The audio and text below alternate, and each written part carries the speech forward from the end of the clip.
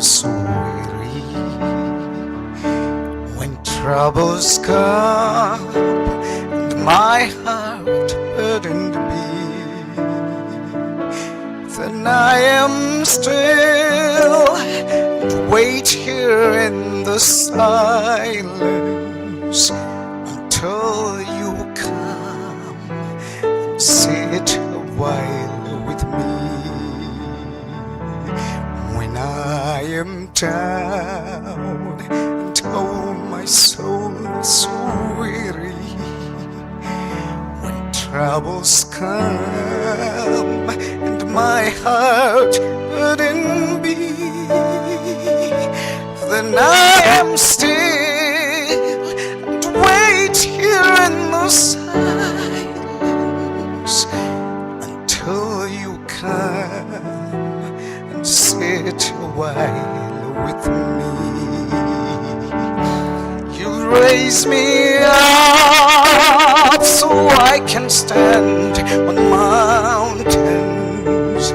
You raise me up to walk on stormy seas. I am strong when I am on your shoulders. You raise me up to more than I can be. You raise me up so I can stand on mountains. You raise me up to walk on stormy seas. I am strong when I am on your shoulders. You raise me up to more than I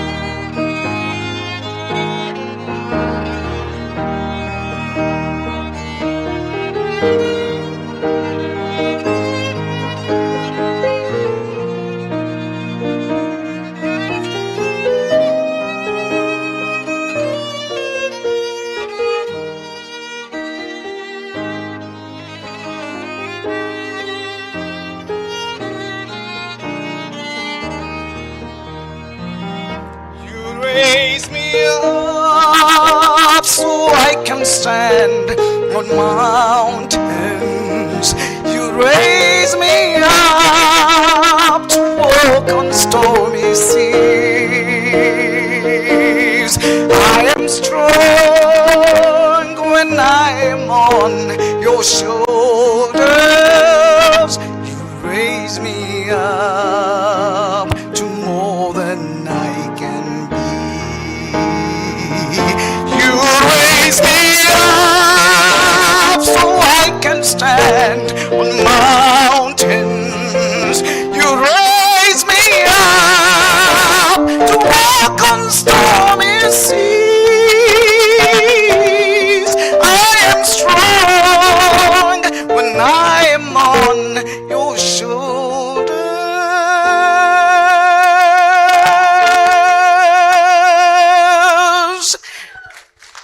You raise me up to more than I can be.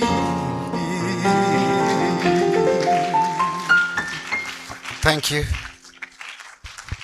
Let's do it better for the Department of Music for that beautiful musical interlude.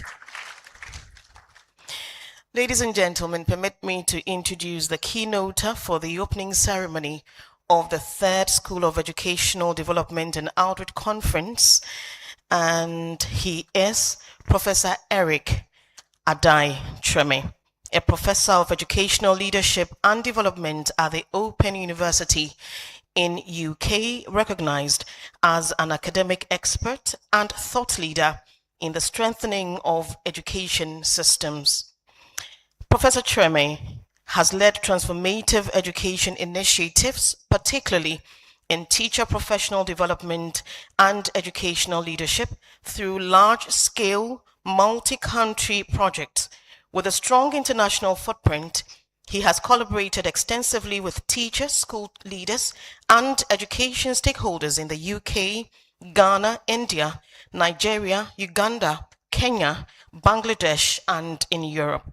He has developed curriculum and qualification frameworks implemented by universities and national bodies, contributing to systemic educational transformation. He has co-authored CPD courses, published influential reports, book chapters, journal articles, and mentored emerging scholars and professionals. His research focuses on educational leadership, evidence-based practice, and teacher professional development with a strong emphasis on global collaboration. Our keynoters work bridges research and practice, offering contextually grounded insights and frameworks that support policymakers and change leaders in diverse educational environments. Earlier this year, he published the Afrocentric Pedagogical Leadership Toolkit.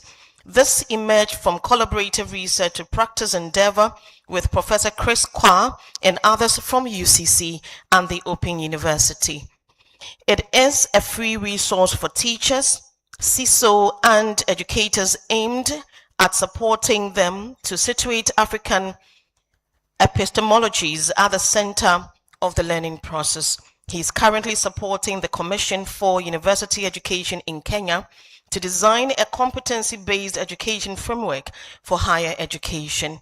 He is also co-investigator of a large EU-funded project aimed at developing a practical inclusion reference framework and supporting tools to help higher education institutions assess, plan, and improve inclusion, diversity, and equity across courses, curricula, and institutional practices. In his free time, he loves reading intellectually stimulating books, watching football, or hanging out with close friends. Ladies and gentlemen, our keynoter, Professor Eric Addae-Kyeremeh.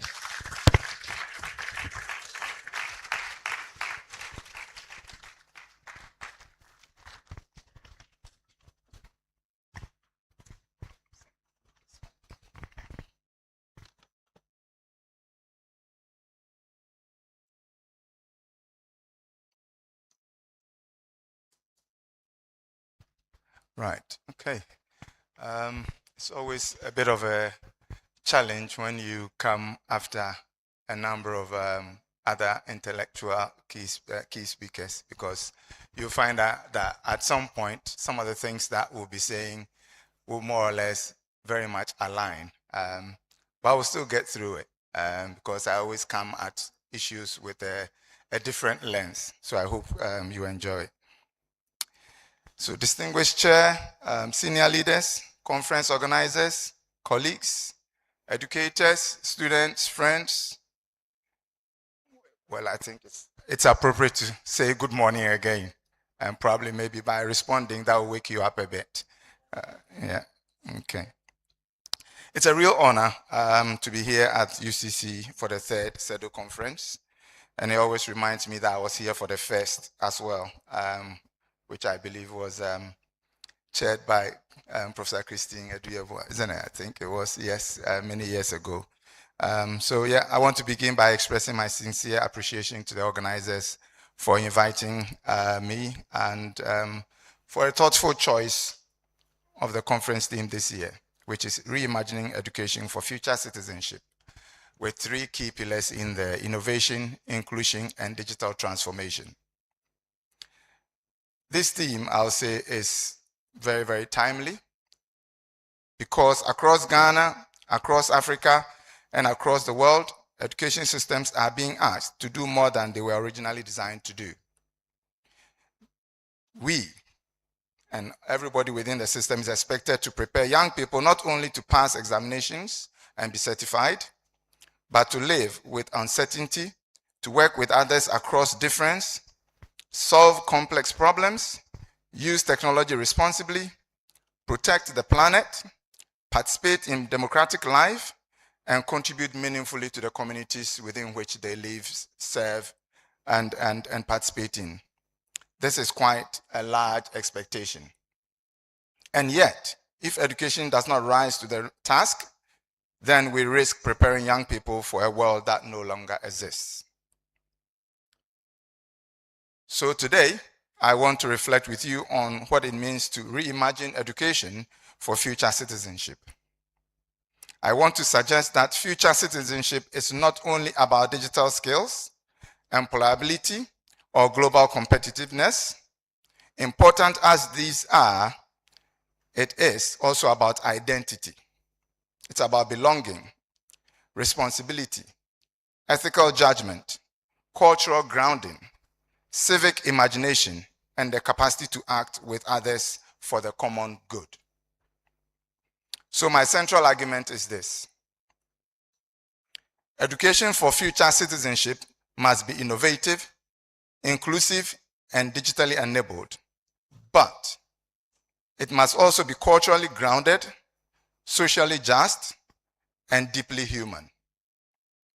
If we innovate without inclusion, we reproduce inequality in new forms. If we digitize without purpose, we confuse access to technology with access to meaningful learning. If we prepare learners for the future without grounding them in who they are, where they come from, and what responsibilities they hold to others, we risk reproducing technically skilled individuals who are disconnected from community, culture, and ethical responsibility. So in this keynote, I'll organize my reflections around 3 questions. First, what kind of future citizenship are we educating for? Second, how can innovation, inclusion, and digital transformation work together to create more humane, equitable, and future-facing education systems? And third, what must change in our educational thinking, leadership, and practice? So to my first question, what kind of future citizenship are we educating for?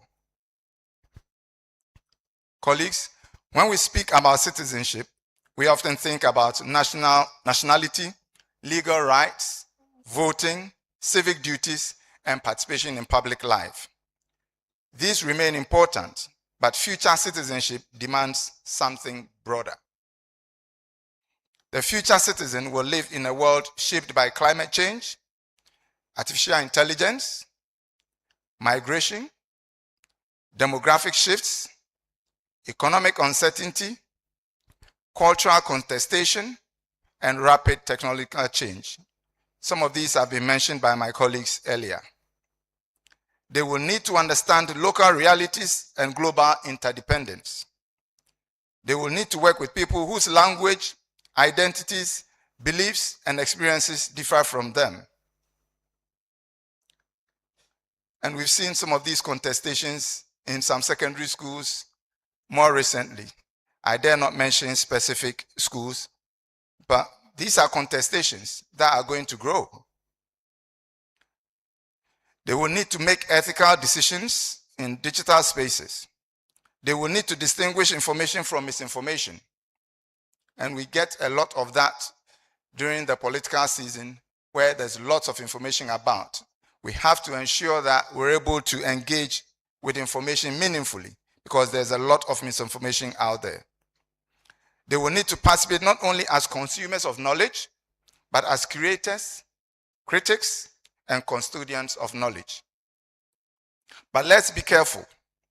When we speak of the future citizen, we must not imagine only the young person in a well-resourced urban school with a laptop, with stable internet and access to global platforms.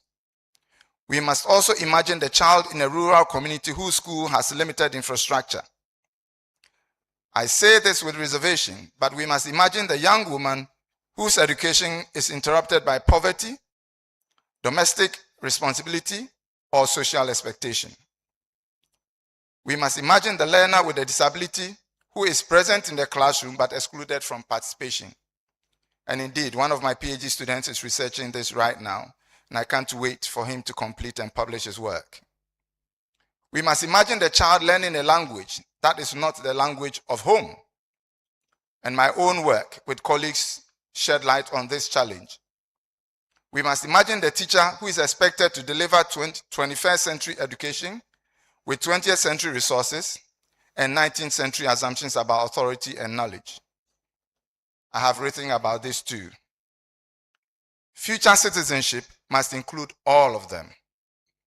This is why inclusion cannot be an optional addition to educational transformation. Inclusion is not a side project, as we see in a lot of institutions.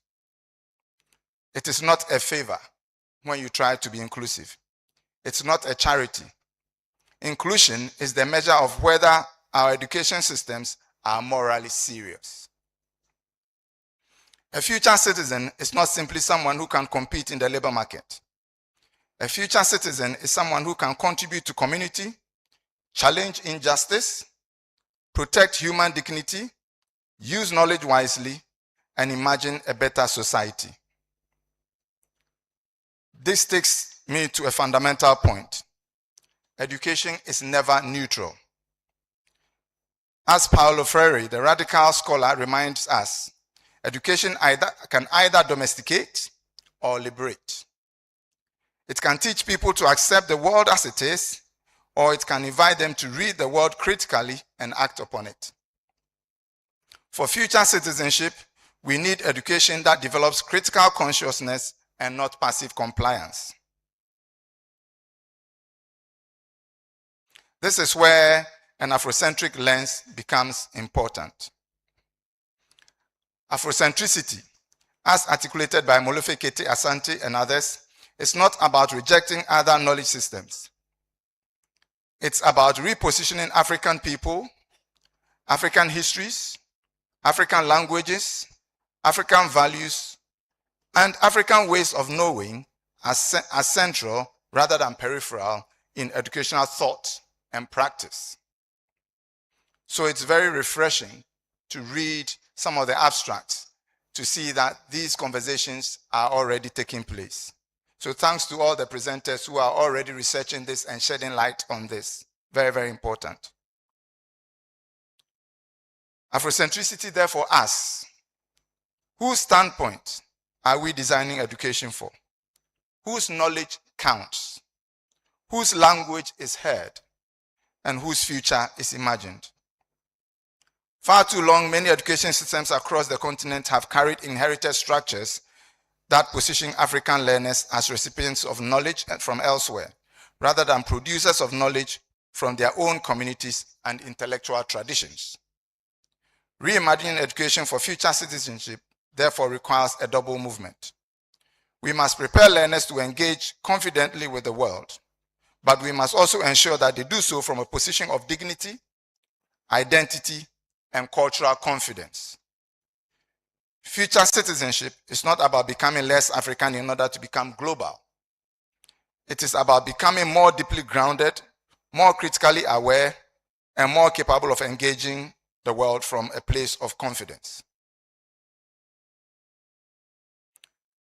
So the second question I had brings the three key themes together. The first major idea in the conference theme is innovation.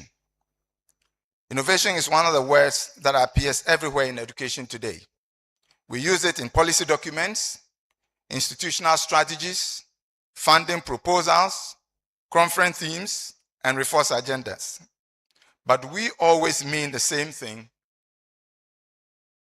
Too often, innovation is treated as something new, a shiny new technology, a new app, a new platform, a new curriculum model, or a new assessment tool. But not everything new is transformative. Some innovations simply modernize exclusion. Some make systems more efficient without making them more just. Some create the appearance of change whilst leaving deeper inequalities untouched. So we must ask, innovation for what purpose? Innovation for whom? These are very, very important questions we have to ask ourselves. We must also ask ourselves, innovation evaluated against whose values?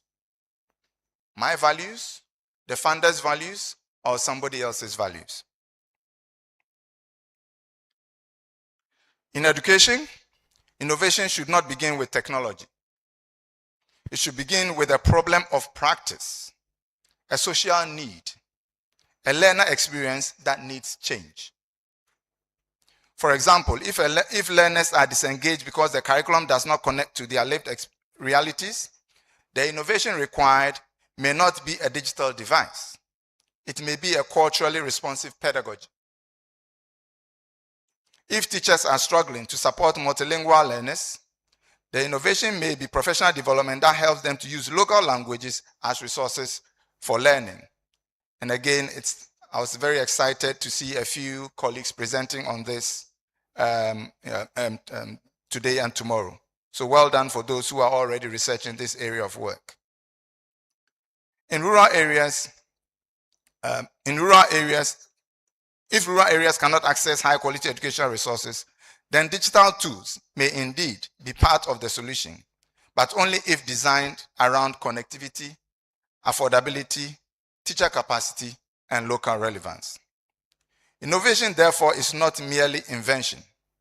It is purposeful change that expands human possibility. In my own work on teacher professional development, leadership, and inclusive education, I have repeatedly seen that some of the most powerful innovations are not always the most expensive. They are often relational, pedagogical, and community-based ideas that have brought about real change. A community that supports children's reading through intergenerational storytelling is innovating. A school leader who uses evidence not to punish teachers, but to support collective improvement could be innovating. A teacher educator who helps students connect theory in the classroom with realities in the community could be innovating. Innovation, therefore, must be reclaimed from the narrow language of technology, placed within a broader language of transformation, equity, and human development. I move on to the second idea around reimagining inclusion. In many education systems, inclusion has often been understood as access. Can learners enter the classroom? Can they enroll? Can they attend? Can they sit the examination? These are all important, but they relate to access issues. Access is essential, but access alone is not enough. A learner can be present and still be excluded. A student can be enrolled and still feel invisible. A child can sit in a classroom and never hear their language, their culture, their history, or their community reflected in what is taught. A learner with a disability can be admitted into school but denied the reasonable adjustments that make participation meaningful. A young person can be connected to an online platform but unable to engage because the design assumes a level of bandwidth, language, confidence, or digital literacy they do not have. So inclusion must move from access to belonging, participation, and success. Belonging asks us, do learners feel seen, valued, and respected? Participation asks us, do learners have voice, agency, and meaningful engagement? And success asks us, are learners supported to achieve outcomes that matter to their lives, communities, and futures? These are questions we must ask ourselves anytime we think about inclusion. This is why inclusion must be understood structurally and not just personally. It's not enough for individual teachers to be kind, though kindness matters.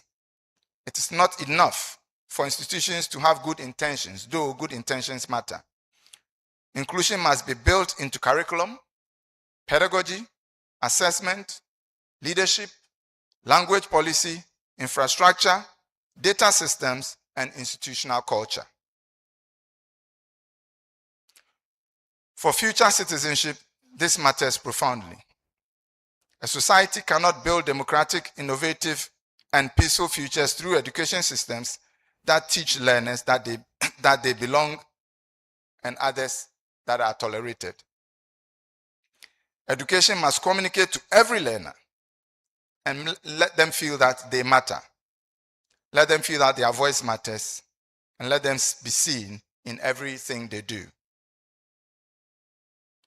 Now to the third key idea in the conference theme around digital transformation.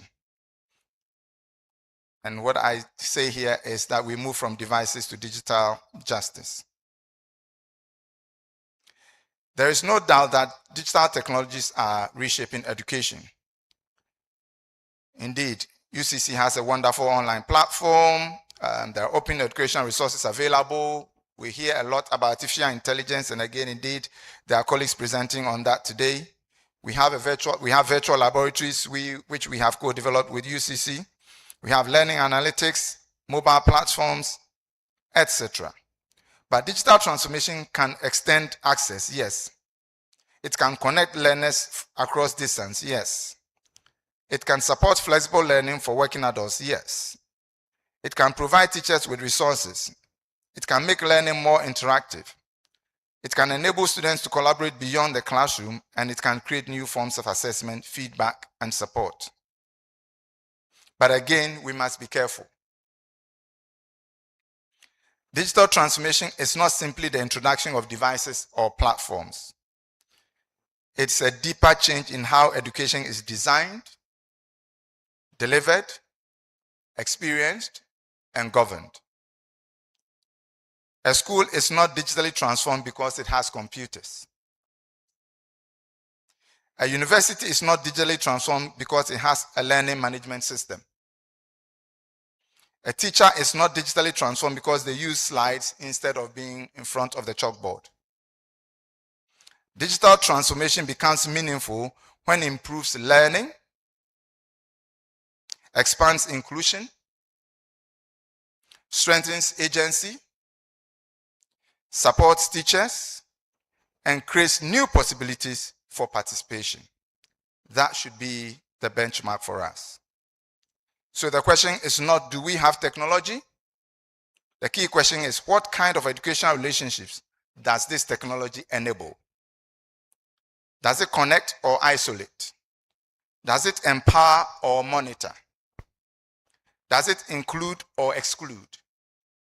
Does it deepen understanding or accelerate superficial engagement? Does it support teacher judgment or replace it with automated control? Does it strengthen local knowledge or impose external templates? This is especially important in the age of AI, because AI tools are already changing how learners search, write, translate, create, revise, and solve problems. They are also changing how teachers assess, provide feedback, and design activities. We cannot respond to AI simply by banning it, nor can we embrace it uncritically. So I'm sure this is something that UCC governing boards and academic boards are grappling with. It's the same everywhere. We are all battling the same problem. But future citizens will need AI literacy. We can't run away from that. But AI literacy is not only the ability to use tools. Remember that. It is the ability to question them as well. Who designed the system? What data is used? What assumptions are embedded in these AI tools? Who benefits? Who may be harmed? What forms of bias might be reproduced? And what happens to privacy, authorship, creativity, and human judgment? Digital transformation must therefore be linked to digital justice. By digital justice, I mean the fair, ethical, and inclusive use of technology in ways that expand human capability rather than deepen social inequality. For Ghana and many other contexts, this means that digital transformation must take seriously the realities of infrastructure, cost, connectivity, teacher preparation, language, disability access, and local content. The future of education will be digital, but it must not be digitally unequal. So to my third point, what must we change? I want to propose 5 shifts that can help us reimagine education for future. The first is moving from knowledge transmission to knowledge creation. Traditional schooling has often positioned learners as receivers of knowledge. The teacher knows, the learner listens. This is not unique to us.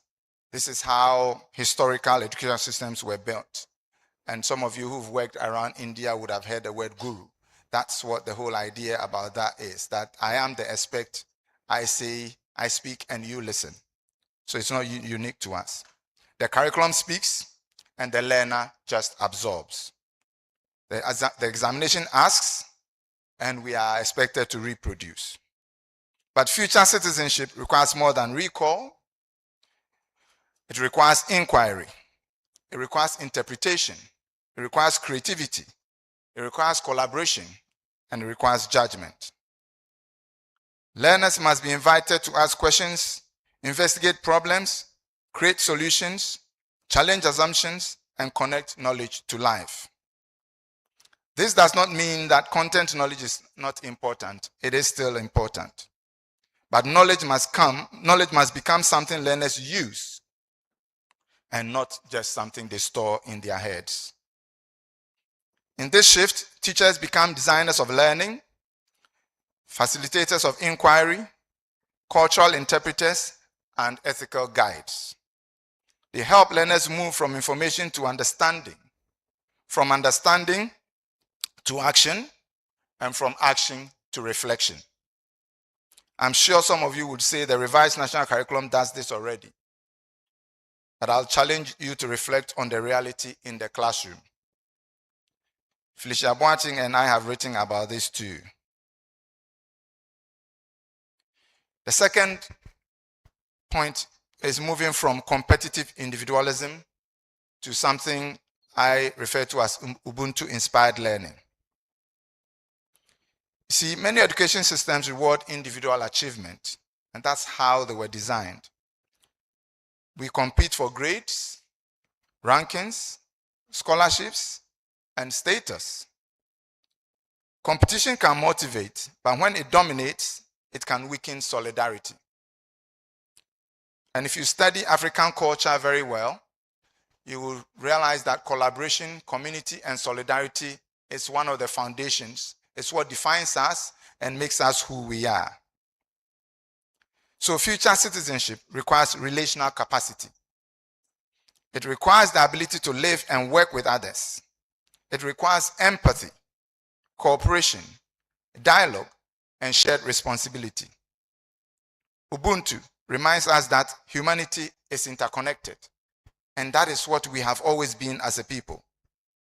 In education, this means that learning should not only develop individual success, it should cultivate communal responsibility. What would assessment look like if collaboration mattered as much as individual performance? That is a question we must ask ourselves. What would leadership look like if success was measured not only by institutional ranking, but by contribution to community and well-being? What would classrooms look like if learners were encouraged to see one another not as competitors, but as co-learners? Ubuntu-inspired education does not deny excellence, but it redefines excellence as something that uplifts everybody else. So we will all be in the business of uplifting one another. The third challenge I throw is around inclusion as policy. Not just as policy, but as lived experience. Because the true measure of inclusion is not the existence of a policy. Our regulators would always want us to have a policy that defines how inclusive we are. But what should also matter is our everyday experience. The everyday experience of the learner and the everyday experience of staff members. Do people feel they belong? Are barriers being removed? Are voices being heard? These questions matter more than rhetoric. This shift requires institutions to listen more carefully. It requires data, but also dialogue. It requires evidence, but also humility. It requires leadership that is willing to ask questions and act on uncomfortable answers. The fourth is around being context responsive to transformation. There is much we can learn from educational systems elsewhere, but educational borrowing without adaptation rarely succeeds. Educational solutions must be rooted in local histories, cultures, languages, and realities. This is very, very important, but we often gloss over them. Future citizenship therefore requires global awareness. Without intellectual dependency. The fifth is that data should help us understand learners rather than reduce them to numbers. As senior leaders, we're often looking at dashboards, and some of these dashboards are ragged as red, amber, green, and a lot of it reduces students and sometimes even staff to numbers. We have to be careful about that. Evidence should support improvement, reflection, and growth, because the ultimate purpose of data is not compliance, but better educational experiences and outcomes for those that we serve. So what is the role of leadership? For me, none of these shifts will happen by accident. They require leadership, but not merely administrative leadership. They require pedagogical, ethical, inclusive, and culturally grounded leadership. Educational leaders must create conditions in which teachers can flourish. They must create conditions in which learners can thrive and institutions can adapt without losing sight of their moral purpose.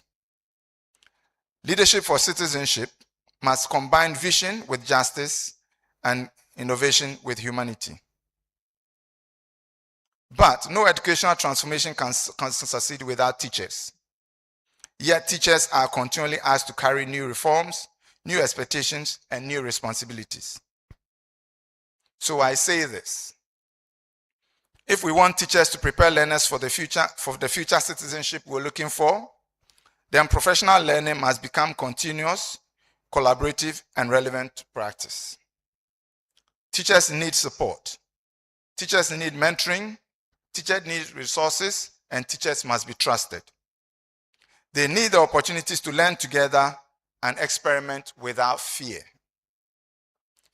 Every teacher is now a teacher of inclusion. Every teacher is now a teacher of digital citizenship.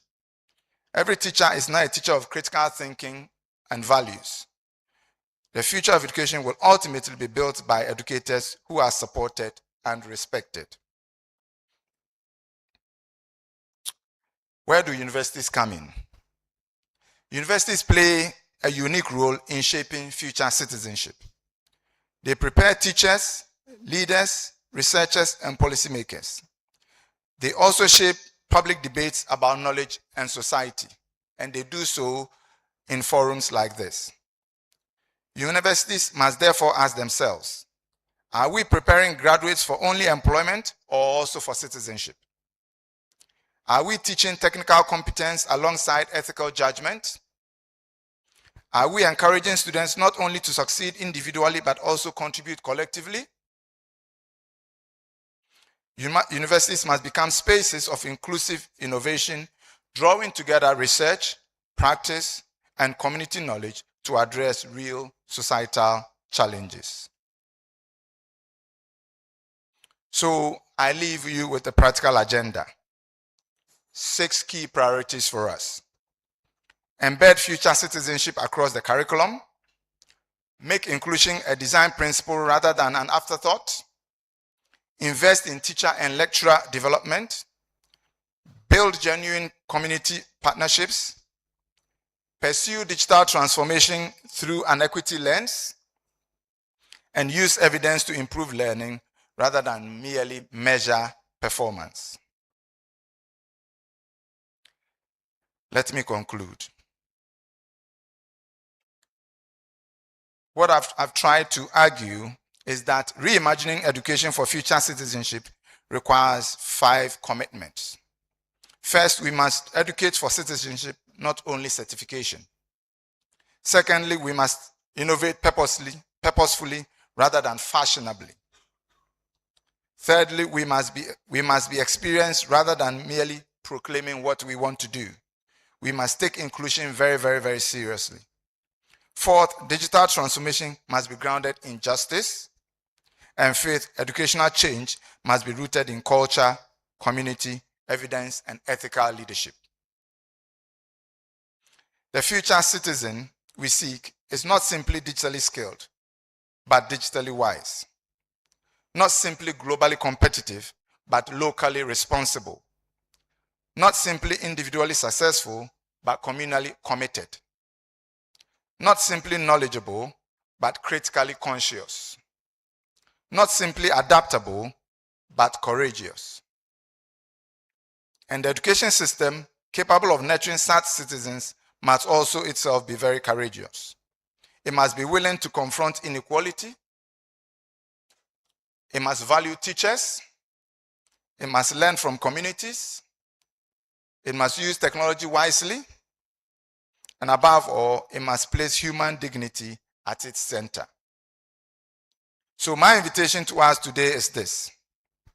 Let us reimagine education not as a race to keep pace with the future, but as a collective project to shape the future. Let us ensure that innovation serves justice. Let us ensure that inclusion creates belonging. Let us ensure that digital transformation expands human possibility and not exclude. Let us ensure that African knowledge, values, leadership all contribute confidently to global education futures. And let us leave this conference not only with new ideas, but with renewed responsibility. Because the future of citizenship will be shaped by the education we have the courage to build today. Midobiase. Thank you very much.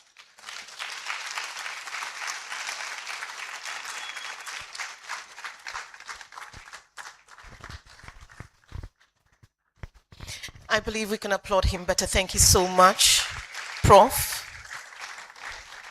Eric Addae-Kyeremeh, for that address. Ladies and gentlemen, we're gradually inching to the close of the opening ceremony, and I would invite our chair to give his closing remarks. Let's welcome Professor Denis Aheto.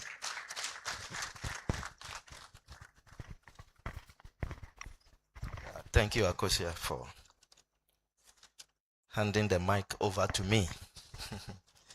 I'm not here to give the vote of thanks, but permit me to, first of all, thank the DG of the Ghana Education Service, our own brother and senior professor and mentor, Professor Davis, who is represented here by Dr. Mrs. Juliet Ofama. Thank you for that very insightful message that you gave to us.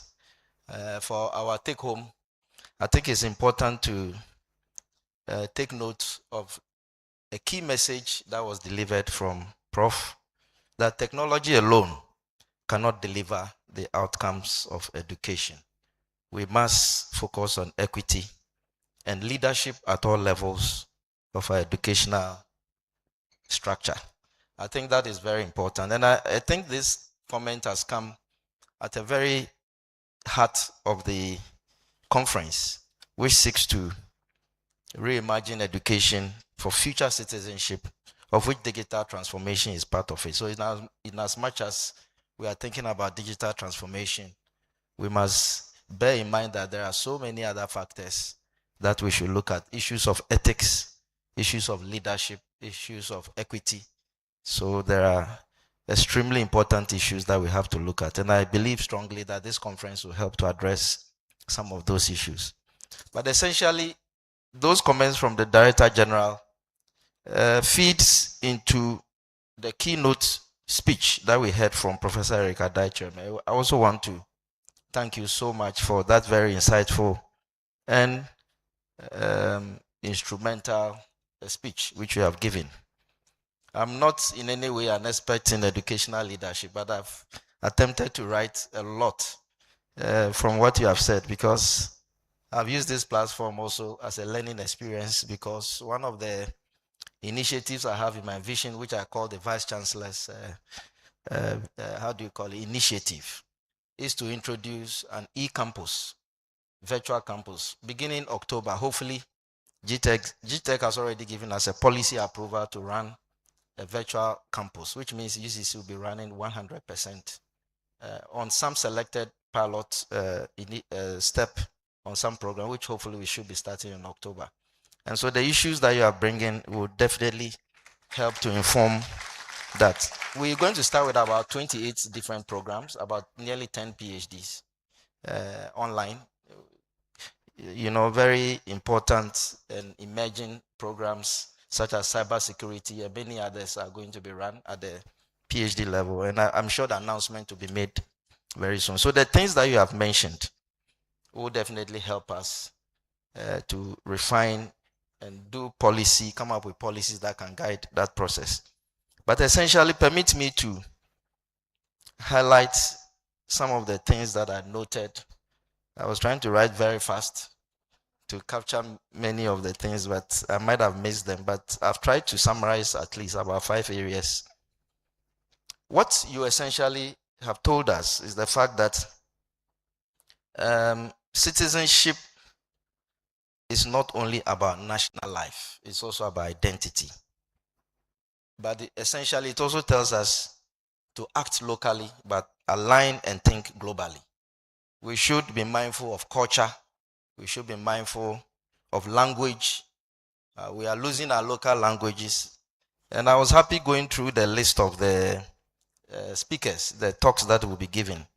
There's one lady or a group of people who will be talking about language, local languages, using local languages in instruction. And I think we are losing, many of us, our children can't speak the local language. I think it's quite shameful that we are losing our local languages and we are not allowing our children to. We think that speaking English, our kids speaking English is all that they need, but we need to make efforts to let them speak the local language. I'm happy that that aspect has also been captured by one of the speakers.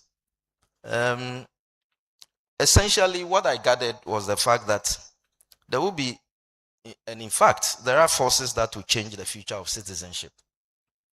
There are certainly forces. Digital transformation is the first one that you mentioned. And so it's not just about the tools, the computers and all that, but essentially it is about empowerment. We being empowered to use those resources, and more importantly, as educators, allowing the learners to use it for their benefit. It's all about use. It's all about empowerment. And using the technology to improve our educational, learning, and teaching relationships. Otherwise, there's no use of having equipment and not using it. So digital transformation is to empower us. And I think that was very important. What it means is that in the future, let's say 2040 or so, how many years is that?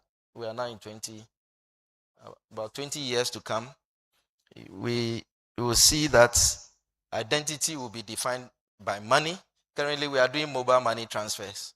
You know, I can send money up to whatever, to a friend, our spouses, our parents, by mobile money. That's digital transformation.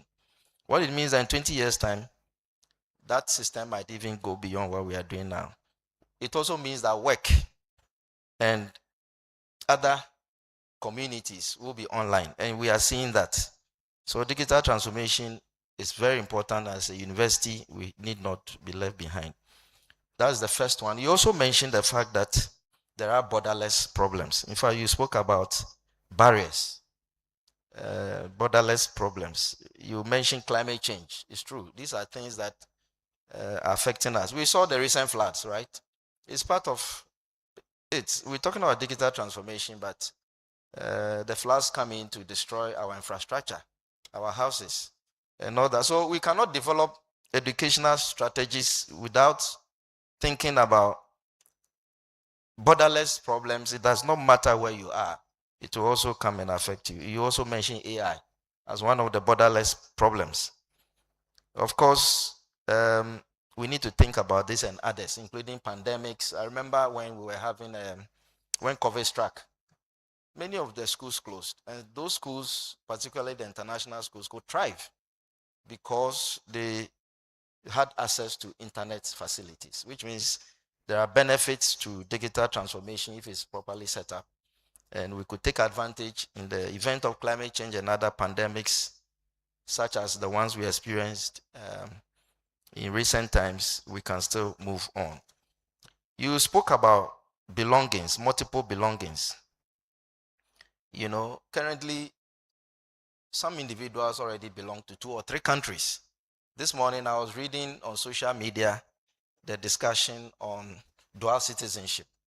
I think Council of State is discussing as to whether if you hold dual citizenship, whether you could hold a position in the country or not. This is a big discussion going on Council of State, and people were offering their ideas. Identities are very critical. There are Ghanaians and others, Africans, including yourself, living in UK. Does it mean that you cannot work remotely in Ghana?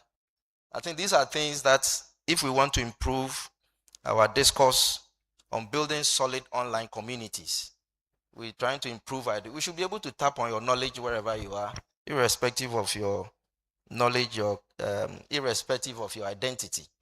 And I think Sedo has shown a way. We should give them a round of applause for inviting Prof to come.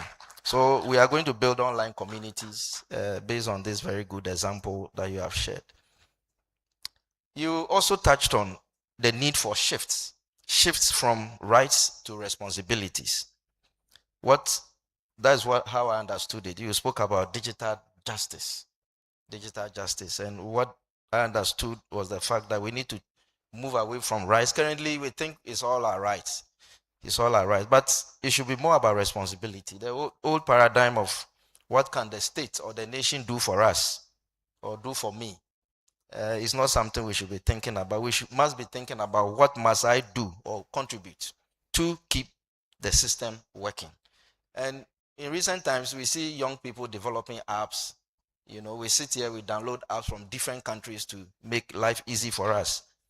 It speaks to what you said on data, skills, care, and so our sustainability as citizens will depend on the kind of competencies that we build for the future. And so these are some of the critical things that you raised, which I touched on, which I noted, but you also spoke about policies that must advance inclusion for disadvantaged students.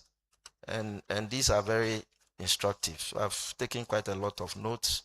But in going through coming back to the program itself, I was going through the list of presentations that are going to be made. There are quite a lot, and ones that will help us.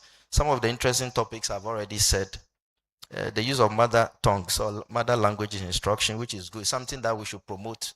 It would be good that this conference discuss that and issue a policy communique on that to maybe the Ministry of Education or GS is here.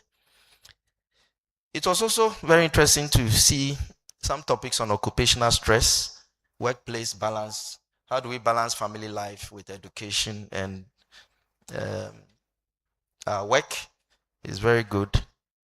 Inclusive practices for learners with disabilities. Often when we design educational tools, we don't include students with disabilities. So I think it's very important that we include disabled students, blind, and also deaf. We must focus on that also a lot more, including our infrastructure for learning. We should embed that. There are a few topics on those, but those topics are very interesting and should really be emphasized on as part of your closing communique. I would have wished, but you may want to consider this as cross-cutting areas that you may discuss across the topics because they didn't come out clearly in the program. Permit me to highlight funding for higher education as one of the limiting issues for higher education. So let's consider this as cross-cutting issues that maybe during the plenary you can, how do we finance higher education? The focus that I've seen has largely been on TVET. TVET as a university, how do we finance higher education in situations of dwindling government financing for public institutions? You are going to touch on students with special needs, but there are also students who are economically disadvantaged. There are students who cannot pay fees, there are some of our students sleeping in places where when you see, but they are very good. They are very good students. So if you can also expand the topics to discuss, I know you have limited time, 3 days, but let's be comprehensive as much as possible so we don't leave out. You speak about students with special needs, disabled students, but I think we should talk more about special needs, disabled and economically disadvantaged students. One that I also did not really see is how do we commercialize our research? Yeah, the Provost spoke about ranking. We are ranked. That is a very good thing. We've been ranked. We are all very happy about it. But I think we have reached a stage as a university where we need to begin commercializing our research to bring in income out of our research. I know in the sciences where I belong, it's not that easy, but the structures are very clear for us in terms of how you get patents through technology transfer offices and all that. But for education, the humanities, the arts, is really unclear to us. So, Provost, how do we begin to commercialize these research outcomes, especially discussions on research topics that are going to come at this conference? How do we generate revenue? How do we make money out of our research? Because I think that should be the next level. Numbers of publications are very important, but the impact of those publications to do with funding, increased income, resources, infrastructure. So the next stage of UCC's development, we need to be looking at making money out of our research. And that is why I also like these aspects to do with, I don't have the program with me, but there were some aspects that talk about entrepreneurship, but it's very limited as part of the conference discussion. So I wish to, on this note, thank the provost, the deans, and all the organizers for sustaining this conference. It's easy to start something, but sustaining it is the problem. For you to have this conference for the third time is very, very, very, very encouraging and inspiring. And I think on behalf of university management, we want to applaud you and we want to commend you. And we also want to say that you have our support, and we wish you well in this conference. Thank you all, and God bless us. Thank you very much, Prof. Chair. Let's do it for Professor Aheto.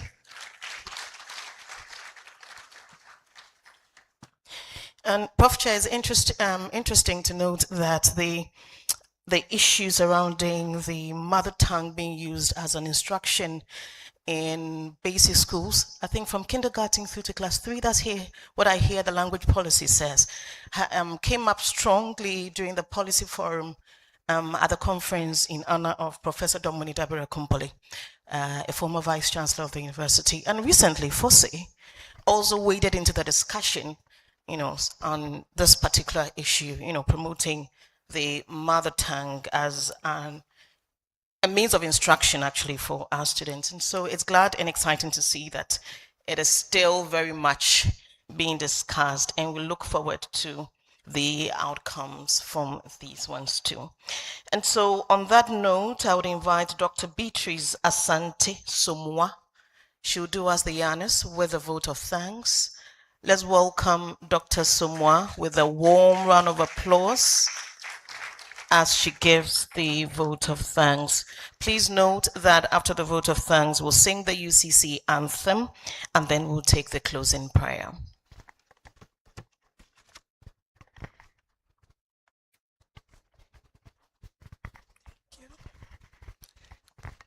Thank you very much. I feel honored and proud to be part of this all-important conference. I think we have enjoyed ourselves. I want to thank the organizing committee for bringing this conference together and then organizing it in a very successful manner. We have had a very successful opening ceremony.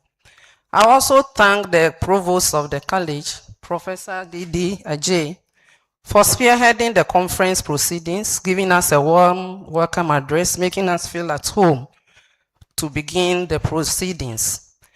To Professor Denis, our incoming PC, we have heard a lot from you.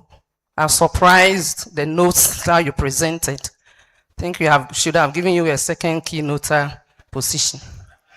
Yeah, it was very comprehensive and I'm impressed. Thank you very much, Prof. Prof. Eric Addae-Kyeremeh, you are welcome back home. I learned a lot. I always say that Sedo conference is like lifelong learning. It's like coming back to school. It's a school day for all professionals to be here. We learn, we teach, and this is the time we break to also take knowledge. You have learned a lot from you and hope that coming fourth conference, you'll be here again to give us more. Prof. Christine, I didn't hear your voice, but I also thank you for gracing the occasion.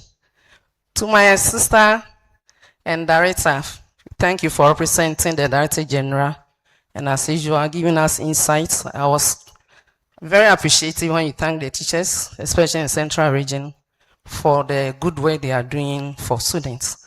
I thank my audience. Without you, who would have listened to all these beautiful messages?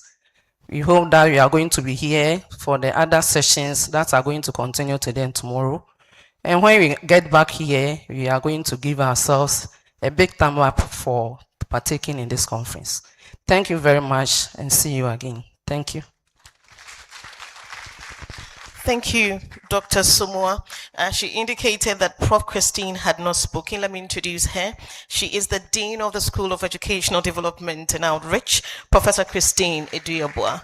Thank you so much for being here. I've seen a number of deans and faculty members and faculty officers who have all graced the occasion, and we can't be grateful enough. So we'll rise and sing the UCC anthem, and then we'll take the closing prayer, which would be said by Dr. Anthony Kumsin. Let's rise for the UCC anthem.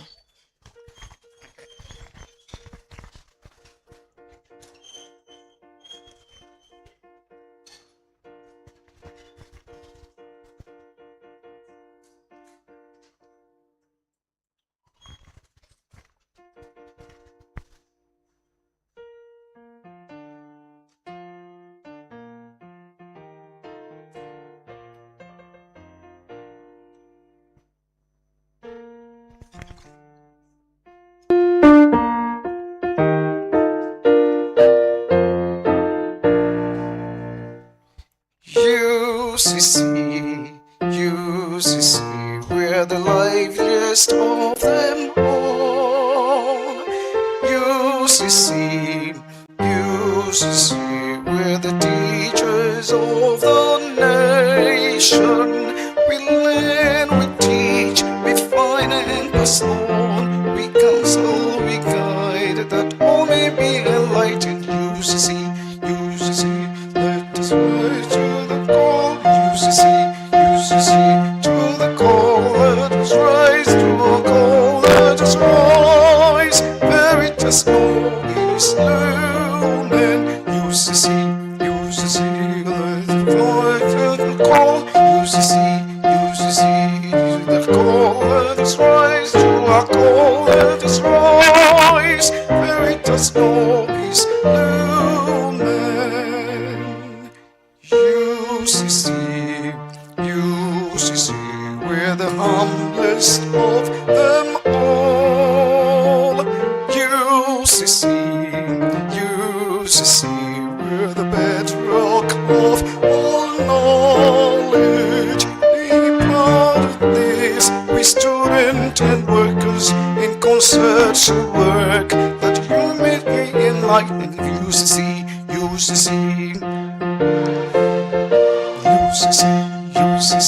to the call, let us rise to a call, let rise, veritas nobis, human UCC, UCC, therefore rise to the call, UCC, UCC, to the call, let us rise to a call, let us rise, veritas nobis, human UCC, UCC, we're the kindest of them all. UCC, UCC, we're the brainchild of Nkrumah. Between we mold and revive this mission to impact all the truth that Ghana may be strengthened. UCC, UCC, therefore rise to recall. UCC, UCC, to the call, let us rise to a call, let us rise, veritas nobis, human UCC, UCC, therefore rise to a call, UCC, UCC, to the call, let us rise to a call, let us rise, veritas nobis, human.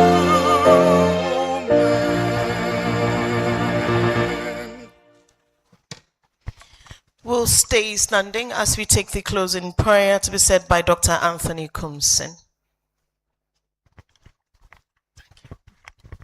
We are praying. Dear Lord our Father, we thank you that you started with us. Your presence has been throughout with us. You've been with all the guest speakers, and you've given us information that will transform our life. Our prayer is that you let your spirit move through us. The knowledge and the information we've received, let it stay with us, Lord. Let us be able to bring the transformation that we need. Our prayer is that we've not finished this. There's only a session that we are bringing to an end. As we go through the plural sessions, Lord God, let your spirit lead us. Give us understanding. Give us the knowledge, the boldness to contribute so that your children will receive what we need so that we will be able to bring education to the next level. We thank you, we praise you. In Jesus' mighty name we pray with thanksgiving. Amen. Thank you very much. We'll stay standing as the Vice-Chancellor together with our keynote and other dignitaries on the stage would exit. So, okay, right. I thought we'll take it outside, but we can have it here. We'll have a photo session. Please have your seats then. We'll have a photo session here, after which... Okay, Prof, so it's going to be outside. So, yes, the photos will be outside. Please stand and permit them exit the auditorium. Forgive us.